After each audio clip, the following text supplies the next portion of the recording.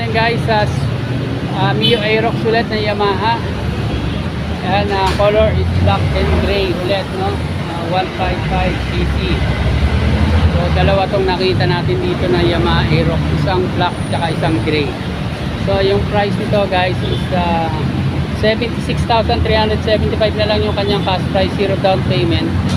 Tapos ang kanyang 3 years, ito malabo na, tinanong na lang natin, 4,440 ang kanyang 3 years installment.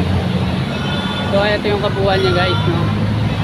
Ito wala na siyang windshield pero meron pa siyang stock mirror. Hindi, aftermarket na. Aftermarket na, walang logo eh. So ayan yung kabuuan guys. Ano, gusto yung headlight, fender, gulong, makapal pa. Tapos stock pa rin yung kanya seat cover, signal light, fender, gulong.